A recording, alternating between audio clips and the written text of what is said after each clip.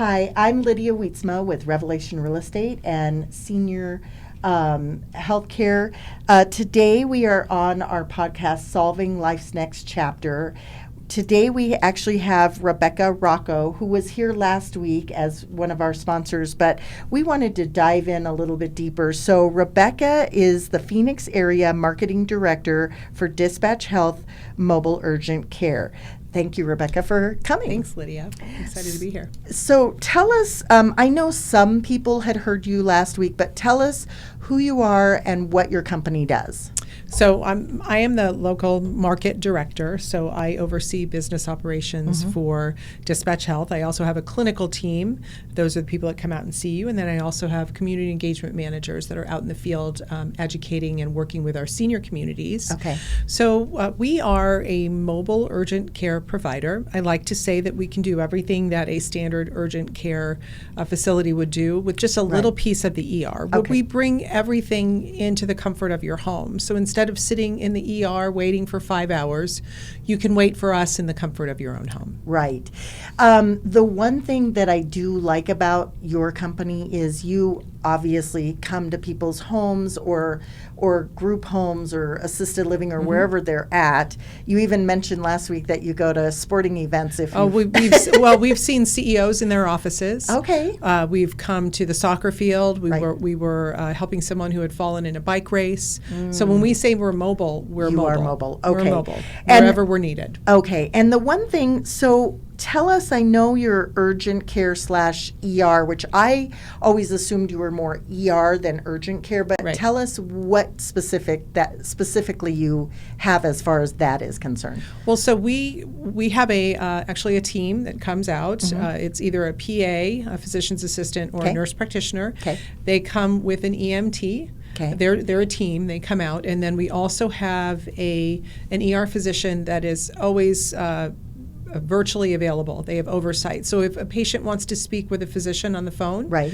they have that option. Okay. So these two providers are coming as a team Okay. in a branded vehicle that says Dispatch Health. So no lights and sirens, nothing Right. scary. Yes. Inside that vehicle, we carry 7 Pelican cases. They're all grouped by condition. So Okay. it's ortho, GI, ENT. We have a CLIA certified lab on board. Okay. We have an EKG. Okay. So we can do anything really that happens in an urgent care facility Right. with just a little piece of the ER. We were started Okay. by an ER physician. We're still Yep. owned by a group of ER physicians. Okay. So And that's what I liked about your company and my daughter, who's a registered nurse.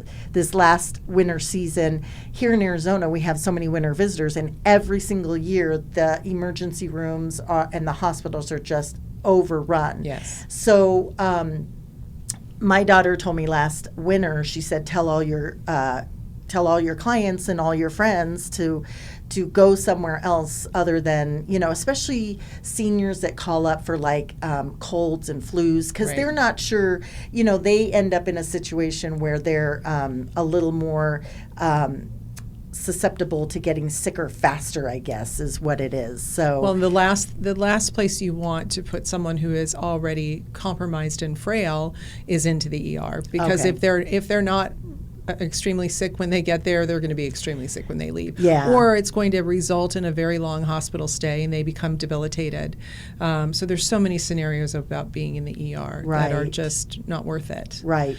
So last week you had talked about, you actually talked about calling you or the fire department Right. first versus calling 911. Right. So give us some examples of when should we call you versus when do we call 911? So anything that you would think would be a true emergency, like chest pain, Okay. stroke symptoms, blood in your stool, Okay. just those things, vomiting, blood, Okay. things like that, things Okay. that are very very recognizable as Right. as an emergency. Right. We are really available for those things that there are so many unnecessary 911 calls Right. every single day that could be diverted into a service like ours. Right. So anything that you feel you may not need to go to the ER for. Right. So we can do things like dress a skin tear. Okay. Clean and dress it. Okay. Just like they could do it in urgent care. We Okay. can stitch, staple, and suture. We Okay. can take care of ear impactions, eye impactions, styes in the eye, anything that could, Oh, so those okay. things that would be done in an urgent care. Right. And so what we do is when the patient calls us, we have a proprietary software platform that was built by an ER physician, Dr. Phil Mitchell. Okay. And it actually walks the patient through that scenario. So Okay. they're calling us, they're talking to our clinical support center, our Right. CSC, they're typically EMTs on the other end of the line. Okay. So this platform has been built specifically for that reason. Okay. So we look at it the same way that EMS would look at it. Okay. Green, we know based on our conversation that we can come and see you, we're going to give you an ETA. Okay. Yellow, we think we may need to do a secondary screening, so that's where one of our ER physicians comes into place. Right. So we're going to pick up the phone and call them and walk through the scenario with them just to make Gotcha. sure. So that is actually an ER doctor or some sort of Yes, a, okay. or a provider. Right. And red, we know based on our conversation. It's one of those scenarios that we know are emergent. Right. Like chest pain, stroke Okay. symptoms, things like that. And so at it's the- very carefully considered. Gotcha, We're just okay. not dispatching people out without, really Conversations, without yeah. that careful conversation. So when it gets to when you do the different levels of evaluation, at that point, if they are in the red zone, you just tell them automatically go Yes. to the urgent Yes, care. you or need to go call 911 and go to the ER, yes. Gotcha. And that came up, I was talking to you earlier before we started that my mom got this last Mother's Day. We ended up in the emergency room with her because she had a really bad bloody nose. She gets really bad allergies. And as she has aged, they've gotten worse. And she's, next year she'll be 80. So, and it just would not stop. And so, of course, we get her in the car and I go, I'm coming to get you and we're going to go to urgent care. And as we're heading there, we call the urgent care because it was Mother's Day and I wasn't Right. sure if they were even open. And they asked us same thing. What are her symptoms? How does she look? They kind of went through a little scale of like questions, and then they basically said we would prefer you to send her straight to the emergency room because we wouldn't even touch her here. We would basically call the ambulance and have her go there anyway. So we were able to go straight to the emergency room, and then they did go through the process of admitting her, and basically they ended up cauterizing her. So Right. give us an example, take that example and tell us how you guys would walk through that. So basically, if we go through, so the only scenario I can see that could bring up a red flag in that would be that she's on a blood thinner and that she was okay. losing so much blood Right. because of that blood thinner. We have the capability to cauterize right there on site. Okay. Pack and cauterize and take care of that. Yep. So And that's basically what that's happened. what they did. So we probably, based on our conversation, if she's not on a blood thinner and the Right, blood which is she n- wasn't, is so. not excessive, I would say that we would come and cauterize that, and it would just be. I'm surprised that an urgent care wouldn't see her. Yeah, it was, and I don't know why they wouldn't see her for that reason, but Yeah. I think it was we were a little panicked on the other end too. Yes. So we were probably not in our. We're pretty good with those panicked people. Yes. We deal with that every day. Yeah, you can imagine the phone calls we Absolutely, absolutely. Right. So you guys go out and try to educate folks Yes. a lot. So what are some of your bigger calls that you get, and what is some education that you can give us to help keep us out of the emergency rooms when that happens? get. Well, cold and flu season, we know we prepare for that every year. We have a protocol. We call it the flu crew. Okay. So we have a protocol built around cold and flu. Okay. UTIs, we know that that's a big problem, especially in the summer. People become dehydrated. Okay. So that Which that that could I be, didn't even know. Yes, they Yeah. become dehydrated. They can fall. It leads to that buildup of bacteria. It leads to a UTI. So we go out into our communities and educate them on Right. proper hydration. And I told you, I tell my dad all the time, that cup of coffee is not a glass of water. Yeah. You need water beyond that, right? Yes. It's your coffee is not water. Your orange juice is not water. Yep. And it's- the seniors think that way. They It's- think that way. So it's a constant educating Right. Around self-care. Right. And a lot of times, if they're dehydrated and they know they feel dehydrated, they've been dehydrated for a while. Okay. Right? So dehydration, obviously, even just Leads to a lot of bad things. okay, which I did not realize that. So here's the thing. We won't just come out to rehydrate someone. It Okay. has to be medically necessary. Okay, so Right? what does it has that to be mean? it has to be clinically appropriate. Okay. So it has to be part of that UTI or Okay. right. If someone can pick up a glass of water and drink it, we're not going to come out and Okay, hydrate gotcha. them. Okay. So that's another misnomer. And my lead advanced practitioner is always reminding us, look, Mm-hmm. we are not going to do something that is not clinically and medically necessary. Right, Just right. just as a, and convenience. Is that part of your? Part of our protocol. Okay, so Yes, when our clinical when protocol. someone calls up, you kind of go through some of those Yes. questions right up front, so you know whether Right. it's something urgent or not. And so we'll get calls for people wanting us to do blood draws.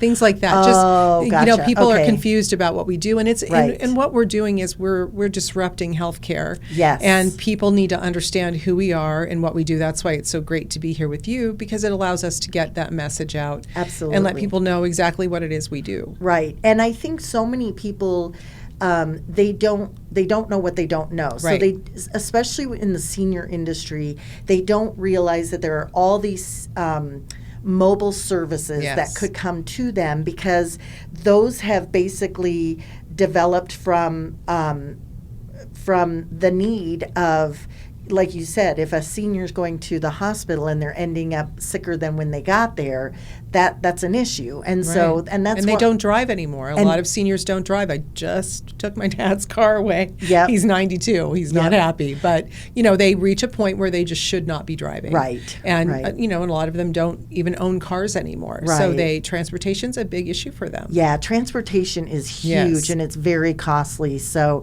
a lot of mobile services have developed because of this. But one thing I like about your company is that it was started with an ER doctor. Right. So he obviously saw a need that either the seniors weren't able to get to the ER department, or that there were services that they could do at home to eliminate some of Yes. those issues. And it's quite a brilliant concept. But, remember, it's not just seniors. So we see Right. patients age 3 months and above. So it's that mother with 5 children that doesn't want to pile them all in the car. Right. Right. So it's that person who's got the flu and can't get up off the couch. Right. Things like that. So Absolutely. for seniors, sometimes it becomes a do or die, like a life and death kind Right. of thing. For a young family, it's a convenience Right. for them not to have to go wait in an urgent care or an ER. Absolutely, absolutely. So, how do you feel about healthcare in the future? Obviously you guys started this company and it's been very successful here in Arizona and in Colorado and other states. I know you guys are kind of looking nationwide. So give us We are national. So we're currently at the end of the year, we're probably going to be in 16 markets. Okay. At the end of this year? The end of this year. Wow. It could be more. Okay. So we're on pace right now to be 16. It could be 20. Wow. So it all depends. Right. We're growing very quickly. Our health system partners like what we do, so they're utilizing us in partnership situations. So that's great. We like I said, we're truly disruptors. I think we notice that there are other parts of our model that can be utilized. There's other iterations of our model. The next iteration will be called hospital at home. So it'll be doing some of that hospital work at home. Okay. We're looking at some behavioral health components, Oh, because I that's gonna think be that's a huge. big portion of some of our Medicaid recipients Yeah. that behavioral health component is really a big one. So there's all different kinds of things that they're researching now, and Okay. how to bring better care Right.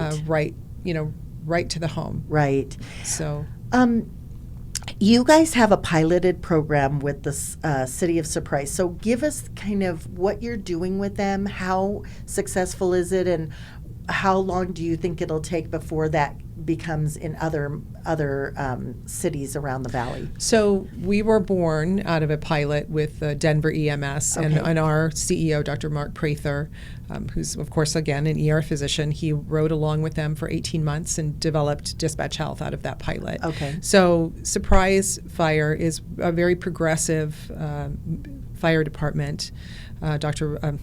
Chief Rivera, very progressive, and they came to us. We are working on the pilot now Okay. to be able to triage right there on site. The crew, unfortunately, the crew still has to get there, Right. so the crew will get on site. Okay. They will triage directly to us and go on to their next patient. So when you say triage, they will do the Right. questions. Yes, so they'll on do the risk your behalf. stratification. Okay. They'll be there with the patient, and they'll do that risk stratification right there on site for the patient. Gotcha. Okay.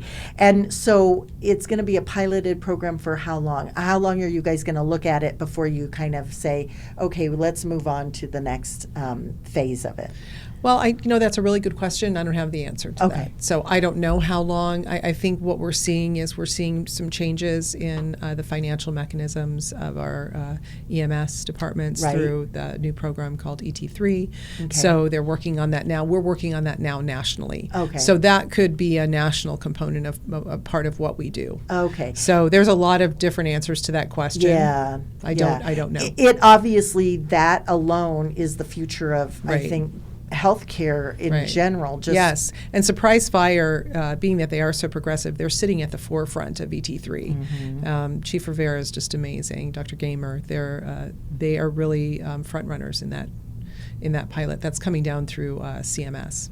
Interesting. Yeah, it's really Okay. interesting. Yeah. So if that, I think it's going to be a huge success, just because I know a lot of my senior clients, a lot of them fall, and the first thing they do is call the fire department because they will come and pick them up, and many of them don't want to go to the emergency department at that point. They just Right. want to be picked up and put back in their chair, their bed, and they don't even, and so I know falls are probably a huge problem with the fire department as Yes. well, and Yes. probably for you guys as also. It is. So we're always trying to change the behavior because it's such a habit. Right. Right. Calling 911 and the expectation of getting in that ambulance is such a habit.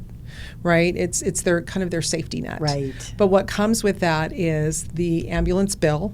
Right. The ER copay, Yep. the cost of observation. Yep. So they get all of those unnecessary things on the back end. So we really try to educate, especially our seniors. Right. Think about it. So think about, is this truly an emergency? And it's Right. because it's so ingrained in them to call 911. Right. We are out in our senior communities educating every day on Right. what is really an emergency. Yeah. Right.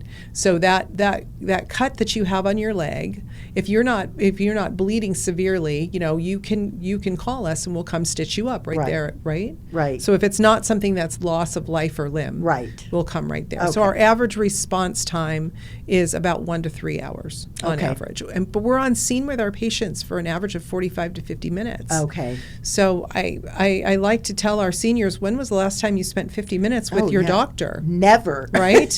So anymore, you might get seven minutes, Right. 10 minutes. We are on, and that's a national average for us. Okay. 45 to 50 minutes Wow. on scene. Okay. So, so some of the other things that you have done is educating the public on some of these things, and I think too part of it is just making sure that you know when to call, when not to call, who to call, that kind of thing, and even just calling, because sometimes they don't call when they should call. Right. And so sometimes just not calling 911, call someone like you guys first and talk through what's my symptom, how am I feeling, and you would be the one on the other end to say, okay, I think this is kind of what our game plan is. I Right. think we're going to come out and check you out, or I think you're at the point where we need to get you to the emergency hospital room. So some of the common questions I get from seniors is this a club? Do I have to join a club?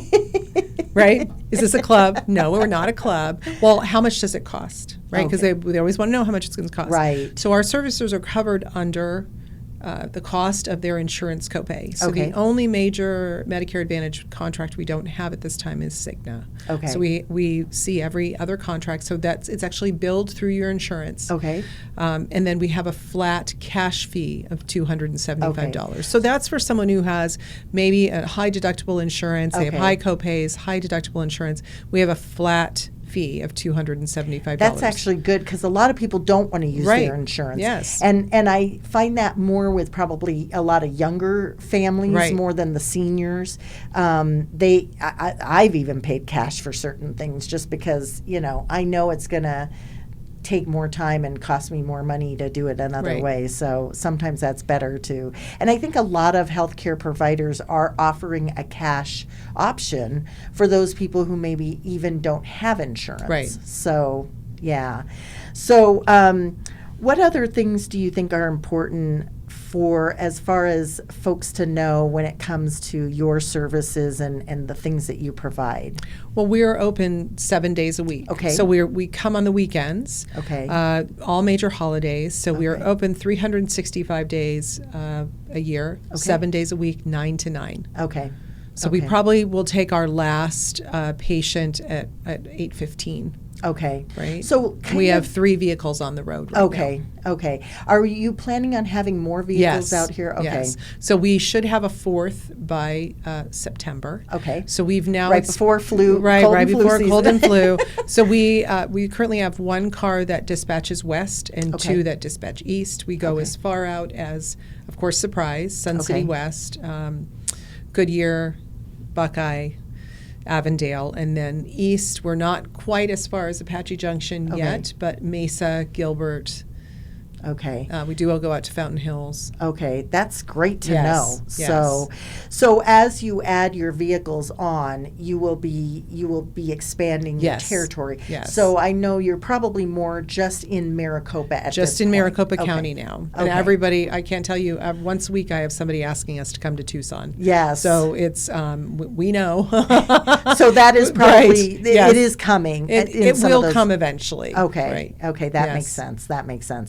Well, I do appreciate you coming, and I fun. I do love having the information because I just don't think people realize that they can get services at home when it comes to urgent care and or even some ER workup that maybe they don't have to sit in a waiting room Right. for 3, 4, 5, 6 hours, even sometimes 7 or 8 during the winter time when Yes. we're full of winter visitors. So Absolutely. yeah, and the hospitals over the winter are overcrowded anyway, and so they may put them through the ER department, but they're sitting in the hallway. in the hallways Yes. until there's Yes. a room available. So Right. sometimes being at home is going to be Is your a better best bet. option. Yeah, It certainly is. Yeah, and especially for all the sicknesses that are in those Right. hospitals, and I know they clean and they're really good about that, but it's just when you get a large amount of people in one space, you're going to end Right. up potentially Absolutely. getting Especially if you're frail. yeah, exactly. If you're already sick and frail, it's the worst Exact- place you can be. Exactly. So I appreciate you coming, and we will definitely have Rebecca back on again. We'll have her on probably in the next month and a half, talking about preparing ourselves for the cold and flu season and maybe immunizations and things like that. I appreciate you being here, and we'll see you next time. Thanks. Appreciate it.